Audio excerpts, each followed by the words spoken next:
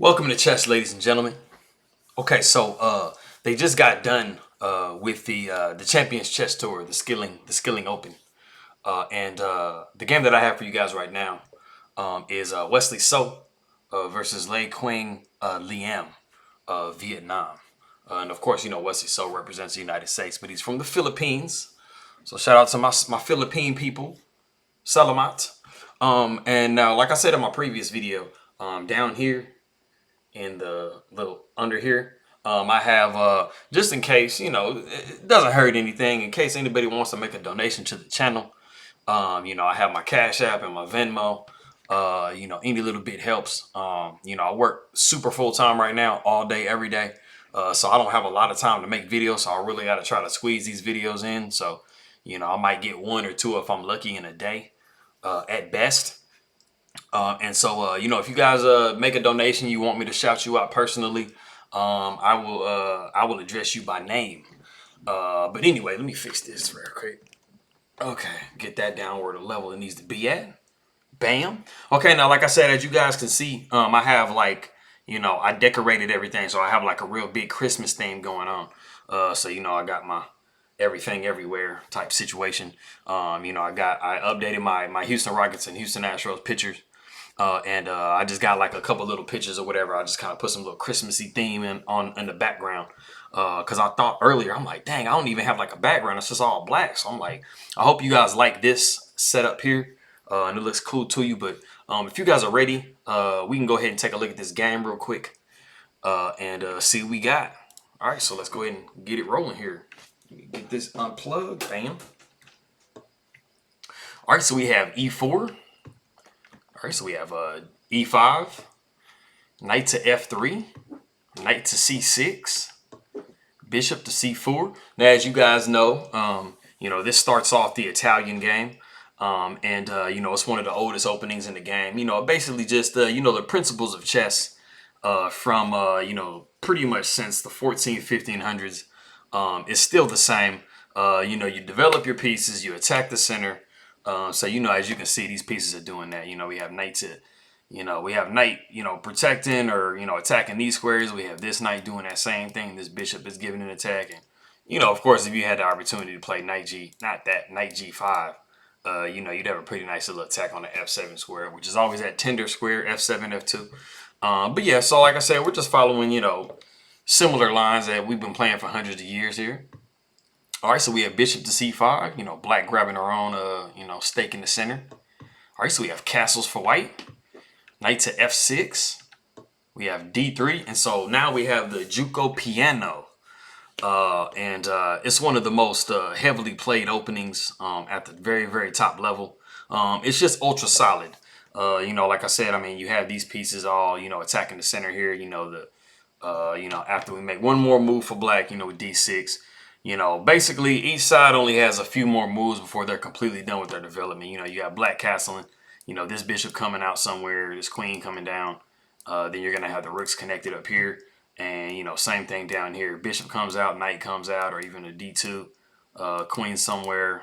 And then you have the rooks connected and stuff. So, each side is basically just, rapidly developing their pieces and everything. So, all right, so we have c3, just creating a luft. For the bishop here, in case you want to drop it back and do one of these bad boys here. All right, so we have a6 and we have a4. Because of course b5 is clearly the intention. When you're playing at a6, and so white wants to make sure that we hold that off as much as possible here. All right, so we have h6, just preventing that pinning of the knight here to the queen. All right, so we have rook to e1, just making sure our center is extra solid. All right, so we have castles for black. We have h3, white doing the same thing, just trying to make sure there aren't any, bishop pins. So I'm doing like Yasser Seirawan today. Like I'm not drawing straight arrows for nothing. My arrows are all over the place. All right, so we have rook to e8. All right, so knight b to d2. Like I was saying before, guys, you have to make sure you specify which knight you're moving. Because you definitely don't want to accidentally move this one back when you're trying to do analysis post game, and you've messed up your whole analysis from then on. All right, so we have bishop to e6, All right, bishop takes e6, rook takes e6. We got b4, just knocking that bishop back. So the bishop decides that we're gonna go ahead and just go all the way back, and we're not even gonna let a5 come. You know, gain a further tempo. All right, so we have queen to c2. We have queen to d7. Knight to f1. We got d5. You know, throwing a little attack in the center down. All right, bishop to e3. Bishop takes e3, and we have knight takes e3. And so just to kind of go into a side variation real quick, you know, trying to see if it's possible to also take with the rook. So if we just kind of go, let's show here. Let's show the variation with knight takes. If see 16, bam. So if we have d4, so let's say, you know, knight does take in this position. And so if we have a situation where d4 comes on the board, you know, we have knight to f5, you know, so d takes c3. We'll have queen takes c3, knight to e8, making sure, because, you know, of course you can't push the g-pawn without dropping this one in these types of situations. So you want to try to, you know, back that knight up, try to trade this knight off here because it's in a perfectly ideal square. All right, so we have rook a to b1. We have knight to d6, and we have b5. So, like, I want you to take a look at this position here, and just kind of see, you know, what's going on. I mean, we're throwing an attack on this this knight, trying to knock it away. You know, we have some threats coming up here, and you know, white is just having like really good space. So it's like you know, as far as knight takes, you know, on a d4 pawn push, we're not looking too bad. So if we just back up to what I was talking about before, if we did have rook takes e3. It's quite a different scenario. So, you know, we'd have the same thing, like I said, d4. You know, the rook would come back to e1. We'd have d takes c3, just like the last variation. Queen takes c3. So we'll have queen d6. All right, so rook a to b1. All right, so knight to h5. g3, trying to make sure that we protect, you know, restrict the knight as much as possible here. And b5. And so as you guys can see, this position compared to the position that we had a second ago, you know, white is kind of getting pushed around a little bit. You know, black has been able to just continuously just throw attacks on pawns and try to infiltrate into the position. And so just going back in contrast, taking a look at this position and going back to the position we had a second ago, you know, white has the initiative. Now, one of the things like that you're paying attention to when you get to, you know, like even intermediate to high level chess play, is you're able to feel the initiative. So basically what the initiative is, it's the ability to kind of feel yourself pushing forward. You know, if it's kind of a locked situation where each side is kind of pushing against each other equally, you know, you can kind of feel like there's a lot of resistance either way. But, you know, a lot of you guys that actually play chess, you know, whether you're playing in tournaments or online or whatever, you know, you get the feeling that when you're starting to push your opponent over. And so, you know, you can feel the initiative. So in this particular position, you know, you can just feel the initiative for white. And in this position, you're feeling the initiative for black. So you're seeing that the black is pushing it back this way, and the other situation, white's pushing back. So, you know, definitely, you know, rook takes e3 was going to be far inferior to knight takes e3. So, like I said, we had knight takes e3. So going into the variation that was played it again. So we have rook to d8. All right, so we have b5. All right, so knight back to e7. All right, we got c4, and we have d4 in this position here. All right, so we have knight to f5, and we have a5. All right, so we have c5, just trying to gain as much space as possible as white. And, you know, at some point, you know, maybe swing rook over and push this pawn and try to clamp down the position as much as possible. Like I said before, guys, you know, like playing a space game is very important because if you can control more space in a position, you've maximized the ability, you know, for your pieces to be able to move and, you know, restricted your opponent's pieces as much as possible here. All right, so we have rook to e8, and we have knight to g3. All right, so we got knight to g6, nice little symmetrical looking pawn or knight configuration here in front of the king. Picturesque. All right, so we have rook a to c1. All right, so we have knight to f4. All right, so we have king to h2.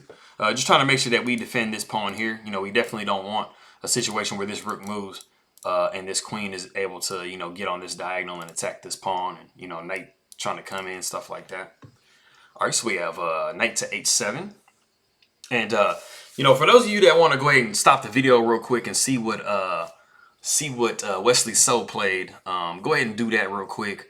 And it's something that I cover a lot in my videos and stuff like that. So I'm curious how many people are going to be able to find this move. So go ahead and stop it real quick. Catch up with us in a couple of seconds here. All right, cool. So for those of you that came up with Queen D2, you've been paying attention. All right, so there's two different themes in this particular position here. The first theme is just immediately attacking the undefended pawn on A5. So that's the most direct threat. The next threat is wanting to win this knight by taking this pawn here.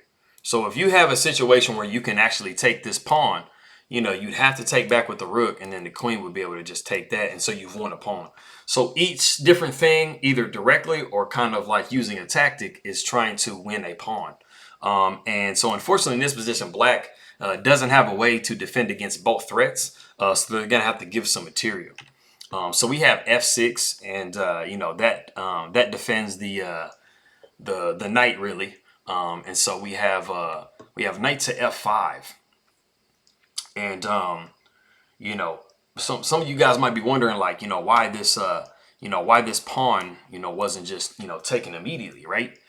So if you want to go ahead and pause the video again, I'm curious how many people out there would actually be able to spot this particular tactic that's in the position right now, and what the threat actually is. So like we did a second ago, go ahead and pause the video real quick and see if you can come up with this move. It's actually a very hard thing to see. And it is very high level stuff here. So like I said, go ahead and pause the video real quick and catch up with us in a second here. Okay, cool. So basically, so let's say, for example, like, so what was played in the game was actually knight to g6. And so if we were to go back a touch here, let's say, for example, black, just kind of played, something just kind of passive, right? And they went ahead and went, like, let's say b6, right? So the threat was actually the same tactic that we looked at a second ago, but just in a slightly different way. And it is knight takes d4. It looks a little bit strange at first view because you're like, looks like you're giving it away. But, the main idea with moving this knight to f5 is that it defends this square. So the queen doesn't have the ability to take back. So now you would have to, you can definitely go knight takes g2, just trying to like make it equal. But pretty much any variation you go into with this is just completely lost. You would be taking, the pawn here. The queen would take, on f4. And then, possibly trying to, hold on to some material. You might see like a rook e5. And then queen g4 would come. And this is a nice, cute little situation because you have knight to h6 check on tap, winning this queen here. That's just a sample variation of what you might see. So if we just go back to the knight to f5, now it makes a lot of sense why knight g6 was played. Your basically best bet is to just give away this pawn here. So, Wesley So, he goes ahead and captures that pawn real quick. Now, we have knight to g5, and also possible too. Okay, no, I'm not there yet. Okay, so knight to g5, knight takes g5. We have f takes g5, and then we have c6 that was played in the game. But going back a second, this was also something that was possible. This was actually much stronger, queen to a7, because there's not really a great way to defend this pawn. And so, it's a little iffy here in this position. And so, you might have something like knight to f4, and you'd have like rook to c2, just willingly giving away the pawn. And then after knight takes d3, you'd have rook to d1, knight back to f4, and then you would, be winning the pawn there or whatever. So going back, like I said, c6 was played in the game. And so we have b takes c6, b takes c6, queen to f7, queen to b5, knight to h4, and we had f3. And so we'll have knight takes f5, pawn takes f5, queen takes f5. And so The thing about that particular position is, you know, it's kind of giving away a pawn for no reason, for not really. I mean, not there's not really any particular reason why you give that pawn away. And so if we were to go back here, you know, knight takes h4 was considerably better. You know, because it damages black's pawn structure. So after g takes h4, you know, you just defend that pawn with rook to f1, and you see that white is up a pawn. And they also have been able to, you know, damage black structure here. So, like I said, this particular position, it just kind of like, you know, puts everything into equality. So it wasn't quite as accurate, but, you know, nobody's perfect. All right, so we have rook to e4. All right, so we have queen to f8. We have a5, rook to a8, a6. You know, passed pawns must be pushed. All right, so we have king to h7. And we have queen to b7, just nudging that queen just right in that spot. And, you know, of course, you know, if you have any type of trades and stuff, you know, you're just going to take with the pawn or even this pawn, and you're going to be attacking this pawn. And, you know, when you have two connected passed pawns on the 6th rank, they usually can take care of a rook by themselves and stuff. So you have queen to b8. All right, so we have rook to b1, queen to a7, just hitting a double attack on that pawn on a6. All right, rook to a1. All right, so we have rook e to e8, queen to b5. You know, just hitting a double attack on this pawn here. All right, so we have queen to b6. All right, so we have rook to e5. Now, you know, of course, if we had something like, you know, queen takes here, we just have rook takes here. You know, it's that's perfectly fine here. So we have rook takes e5, and then so rook takes e5, queen takes e5. So we have rook takes a6. And this is actually like a horribly lost move. It kind of seems like it's adding a little bit of a threat to this rook here on this a1 square. But in all actuality, you have so many different tactics here where black has actually lost an entire piece. So you're going to start with queen to f5. And there's not really a lot. There's not really a lot that can be done in this particular position. And it is in this position that he actually, Liam Lee actually resigns the game in lieu of, you know, basically, like I said, losing the piece. So if we just take a look at, you know, a couple of the variations that are involved in that, you know, if you were to play something like, let's say you play g6 just to kind of block, right? You know, you'd be horribly failing to queen to f7 check. You know, king would go to h8, only move, and then you'd be swinging rook to e1. And, you know, there really isn't any way to defend against the checkmate that's coming up on, you know, e8. And then also, you know, when you put the, you know, the rook here on e7. So if you just, you know, follow a variation real quick, you know, you'd have to play rook to a8. And then rook would come to e7. And then, like I said, there's not really anything you can do to, you know, defend against checkmate here. And then, you know, even if we were to go into, you know, an alternate variation with that. So if we had rook to e1, even if you were to back the queen up, you know, there's still nothing that you can really do, you know, about that checkmate, because, you know, you have the immediate threat of checkmate here on h7. And so, you know, you have to defend against that, you know. So, I mean, queen g8 is the only move, and then you can just simply back the queen up here. You know, the king is stalemated, so you got to cover with the queen, and then, you know, queen takes g7 is checkmate. And then the only other really alternative is to, you know, play king to g8, but then that fails to queen to c8 check. And that is all she wrote for this rook. You know, once the king moves anywhere, you know, this rook is just going to be completely free. And so that is the round 9 game between Wesley So and Quang Liêm. So you saw Wesley So win another game. I'm not sure the next game I'm going to do, but, you know, we'll see which one I choose. I might check the 10. I might do the round 10 one or whatever. But yeah, this was a pretty interesting game to me.